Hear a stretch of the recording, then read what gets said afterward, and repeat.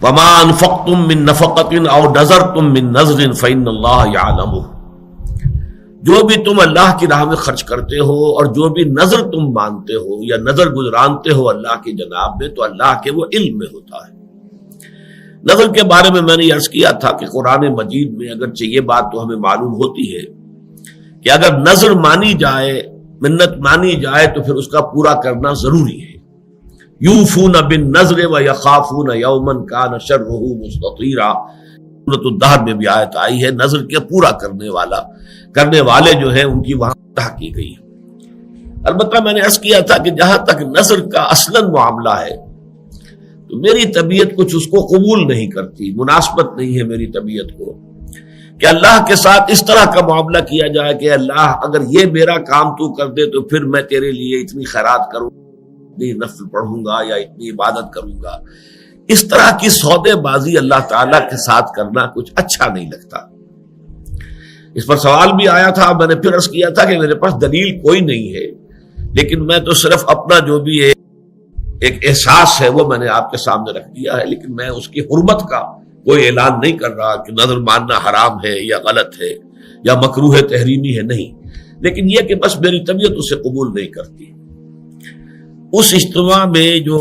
حضرات موجود تھے ان میں سے ہمارے ایک عزیز نے پھر مجھے حدیث نبوی جو ہے وہ پہنچا دی، جس سے کہ میرے اس خیال اور احساس کی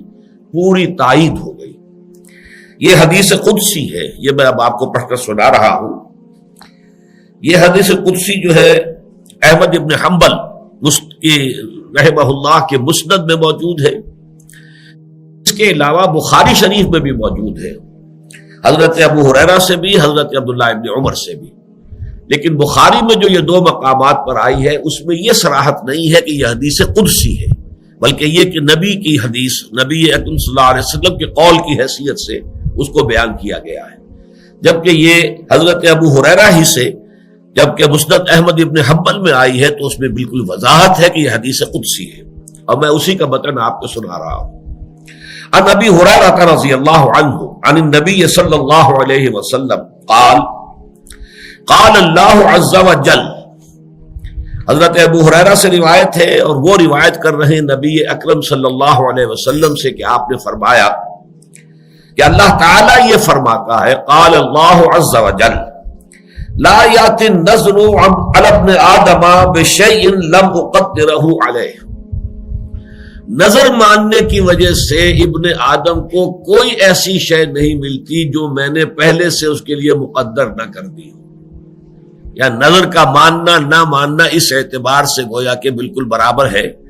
اللہ تعالیٰ نے جو بات پہلے سے طے کی ہوئی ہے اس نظر کی وجہ سے اس پہ کوئی تبدیلی نہیں ہوگی۔ فرمایا قال اللہ عز وجل لا یأتی النذر علی ابن آدم بشیء لم اقدرہ علیہ ولکنہ شیء استخرج بہ من البخیل یؤتینی علیہ ما لا یؤتینی علی البخل، لیکن یہ ایک ایسی شکل ہے نظر کی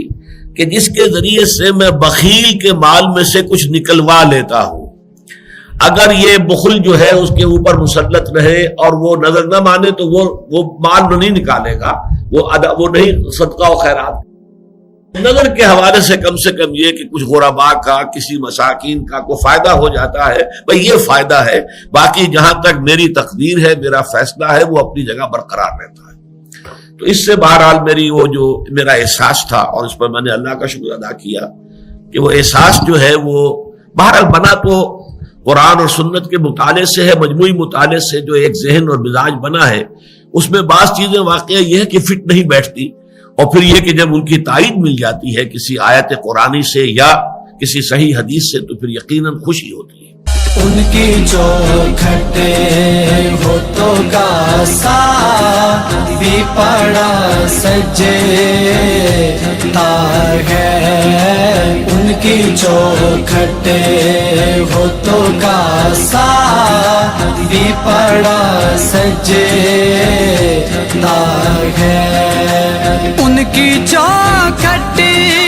ہوتوں کا ساتھ بھی پڑا سجتا ہے، در بڑا ہو